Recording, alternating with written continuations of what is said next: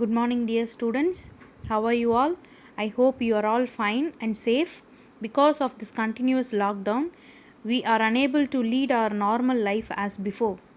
So, for that, in our school, we are conducting online classes. Make use of these classes and try to study well. Let me begin the class with the poem The Castle. The Castle by Edwin Muir. The author is Edwin Muir. Before getting into the poem, I will see the author's introduction. Okay? See, this is the author, Edwin Muir. Edwin Muir was a renowned Scottish poet, novelist, translator, and critic. Okay, so he is a Scottish poet.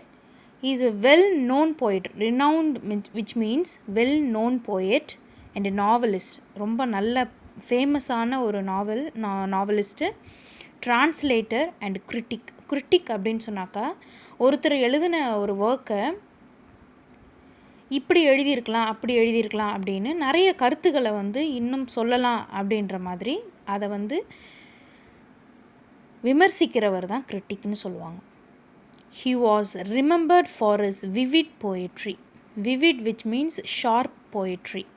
அவரோட poems எல்லாமே ஷார்ப்பான messages கொடுக்கக்கூடிய ஒரு போயம்ஸாக இருந்திருக்கு.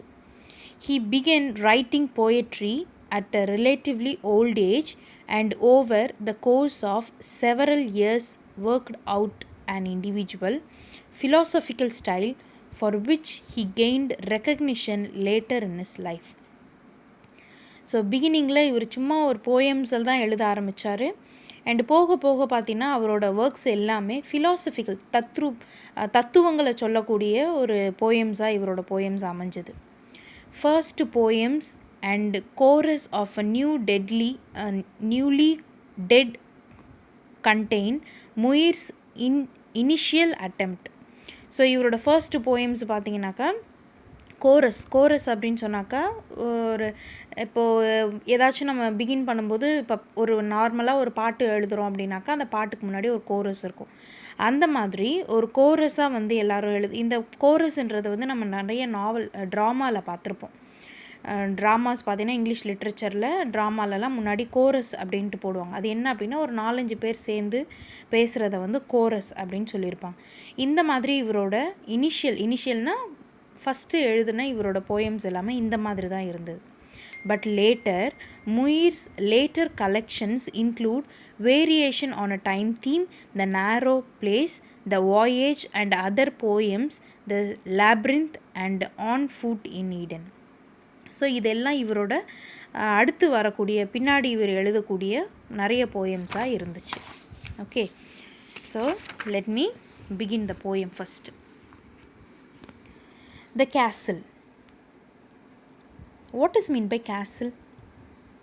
So look at the picture. It is like a fort. ஏதோ ஒரு கோட்டை. நம்ம நிறைய கோட்டைகள் பார்த்துருப்போம் இல்லையா? நிறைய பெரிய பெரிய ராஜாக்கள் வாழ்ந்த கோட்டையெல்லாம் பார்க்குறோம். இந்த கோட்டையெல்லாம் பார்த்தீங்கன்னாக்கா பெரிய உச்சி நிறைந்தது, அதாவது இப்போ ரொம்ப பீக்கு நல்லாயிருக்கும். இந்த கோட்டைகளுக்கு மேலே பார்த்தீங்கன்னாக்கா அந்த உச்சி நல்லாயிருக்கும். ஒரு ஓவல் ஷேப்பில் இருக்கும், கோனிக்கல் ஷேப்பில் இருக்கும். இந்த மாதிரி நிறைய கோட்டைகளை அந்த காலத்து ராஜாக்கள் கட்டினாங்க. அதே மாதிரி இந்த போயமில் கோட்டை அப்படின்றத கேசல் அப்படின்னு சொன்னாக்கா கோட்டை அப்படின்றதுக்கு பேர். ஓகே, இது என்ன அப்படின்னு பார்க்கும்போது the poem is a monologue of a soldier. ஒரு சோல்ஜரோட மோனோலாக்னால் உங்களுக்கு தெரியும். மோனோலாக்னால் ஒருத்தவங்க தனியாக நின்று பேசுறது. It is monologue. So the castle is a monologue of a soldier who has strong belief of his own castle gate and soldier. ஒரு soldier தன்னோட கூட இருந்த சோல்ஜரோட பிரேவ்னஸையும் அவங்க கோட்டையோட ஸ்ட்ராங் கேட்டை பற்றியும் இதில் சொல்லியிருப்பார். ஓகே, ஸோ என்ன எதுக்காக அப்படின்னு why it is a monologue அப்படின்றத நம்ம ஃபைனலில் தெரிஞ்சுப்போம். பட் முன்னாடி இப்போது 3 பேராகிராஃப்ஸை இன்றைக்கி நம்ம பார்க்க போகிறோம். All through that summer at ease we lay, and daily from the turret wall we watched the mowers in the hay, and the enemy half a mile away. They seemed no threat to us at all. All through the summer at ease we lay. So all through ஒவ்வொரு சம்மர்லேயுமே நாங்கள் என்ன பண்ணியிருக்கோம் we அப்படின்னும்போது here soldiers, நிறைய soldiers இருக்காங்க. நிறைய சோல்ஜர்ஸில் ஒருத்தர் மட்டும்தான் இதை மோனோலாகாக சொல்கிறார். ஸோ எல்லா சம்மர்லேயுமே ஒரு சோல்ஜர் அப்படின்றவங்களோட ஒர்க் என்ன அப்படின்னு பார்க்கணும். இப்போ நம்மளோட இந்தியன் ஆர்மி எடுத்துப்போம். நம்மளோட சோல்ஜர்ஸோட ஒர்க் என்ன? They look after our borders. So நம்மளோட பார்டரை பாதுகாக்க வேண்டியது அவங்களோட வேலை. அதே போல் இந்த கேசலில், இந்த கோட்டையில் இந்த சோல்ஜர்ஸோட வேலை என்ன அப்படின்னு பார்க்கும்போது இந்த கோட்டையை யாரும் நெருங்காமல் இருக்கணும், இந்த கோட்டை மேலே யாரும் தாக்குதல் நடத்தக்கூடாது அப்படின்றது தான் இந்த சோல்ஜர்ஸோட வேலை. அதே போல் என்ன சொல்கிறாரு பாருங்கள், all through that summer at ease we lay. ஒவ்வொரு சம்மர்லேயும் நாங்கள் என்ன பண்ணிகிட்ருக்கோம், இந்த கோட்டையை ரொம்ப பாதுகாப்பாக பார்த்துட்டே இருக்கோம். விலே அங்கே தான் இருக்கும். And daily from the torrent wall. Torrent அப்படின்னு சொல்லும். டரண்ட் வால் என்னும்போது தகர்க்கப்பட முடியாத கோட்டைகள், பெரிய பெரிய கோட்டைகள். ஒரு கோட்டை இருந்துச்சு அப்படின்னு சொன்னாக்கா அதில் மதில் சுவர் அப்படின்னு பார்ப்போம். நம்ம பெரிய மதில் சுவராக இருக்கும், அதில் நம்மளால் சுலபமாக ஏற முடியாது. ஸோ அந்த டரண்ட் வாலில் நாங்கள் என்ன பண்ணிகிட்ருக்கோம், ஒவ்வொரு டைமும் we were watching, we watched the mowers. What is mean by mowers? mowers அப்படின்னு சொல்லும்போது புல்வெளி. இப்போ பெரிய பெரிய பிளேஸ்லாம் பார்ப்போம் நம்ம. பெரிய ஒரு கோட்டைங்க, பெரிய வீடுங்க, பேலஸ் எல்லாம் இருக்கிற இடங்களில் பார்த்தீங்கன்னாக்கா புல்வெளி இருக்கும். அந்த புல்வெளியை வந்து லான் சொல்லுவாங்க, LAWN. லான் அப்படின்னு சொன்னாக்கா புல்வெளி. மோவர்ஸ் அப்படின்னு சொன்னாலும் புல்வெளி. ஸோ இந்த we watched the mowers in the hay. So நாங்கள் என்ன பண்ணுறோம், தூரத்தில் இருந்து, கோட்டைக்கு மேலே இருந்து இந்த கோட்டையோட மதில்களையும் கோட்டையோட கேட்டையும், கோட்டைக்கு கீழே ஏதாச்சும் யாராவது வராங்களா அப்படின்னு அந்த புல்வெளிகளையும் நாங்கள் என்ன பண்ணிகிட்ருக்கோம், பாதுகாத்துட்ருக்கோம், பார்த்துக்கிட்டே இருக்கோம். And the enemy half a mile away. So எங்களை தாக்க வர எனிமி ஒரு 1/2 கிலோமீட்டர் தூரம் இருக்காங்க. ஸோ எங்களை நோக்கி வர்றதுக்கு தயாராக இருக்கிறாங்க, வந்துக்கிட்டே இருக்காங்க. they seemed no threat to us at all. So அவங்கள கண்டு எங்களுக்கு எந்த பயமும் கிடையாது. த்ரெட்னா பயமுறுத்துறது. ஸோ அவங்க இப்படி வராங்கன்றதுக்காக நாங்கள் பயப்படல, அவங்களுக்காக நாங்கள் எதுவும் பயந்து போகலை. இந்த ஐயோ நம்மளை தாக்க வராங்களே அப்படின்னு நாங்கள் நினைக்கல. for what we thought had we to fear? for what we thought had we to fear? நாங்கள் எதுக்காக பயப்படணும், எங்களுக்கு எந்த பயமும் கிடையாது. ஏன் அப்படின்னு பார்த்தீங்கன்னா, with our arms and provender load on load. So எங்ககிட்ட ஆர்ம்ஸ் அப்படின்னு சொன்னாக்கா சோல்ஜர்ஸ், அண்ட் ப்ரொவெண்டர் அப்படின்னு சொன்னாக்கா food.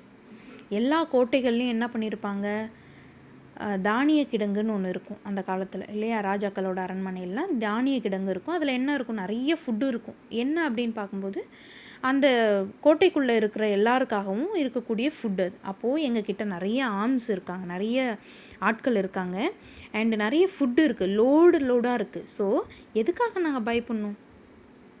our towering battles tier on tier. our towering battles, எங்ககிட்ட பேட்டில்ஸ், எங்ககிட்ட என்ன இருக்குது, நிறைய படை இருக்குது. அதனால் நாங்கள் எதுக்குமே என்ன பண்ணலை, பயப்படவே இல்லை.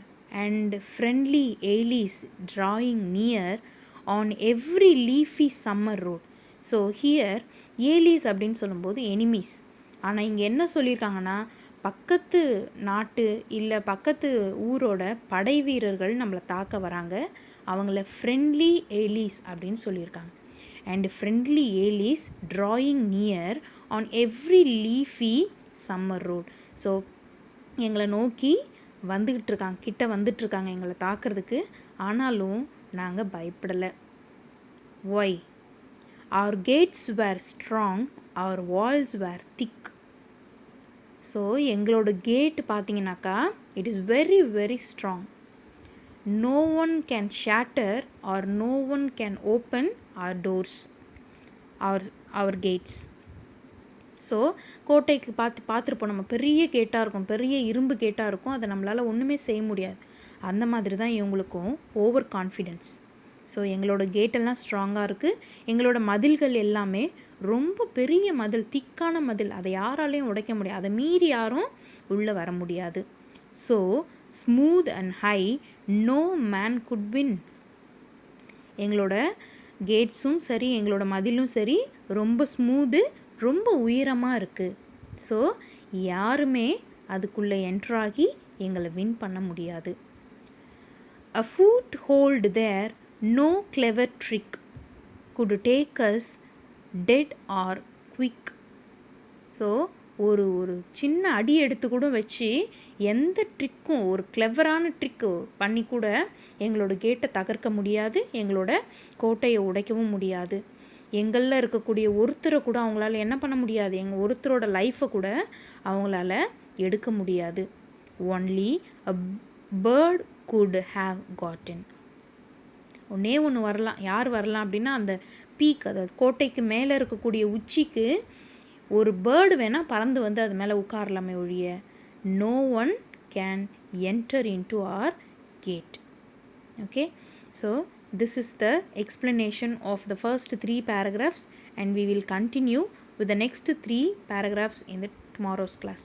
Okay, I hope you understand. Thank you.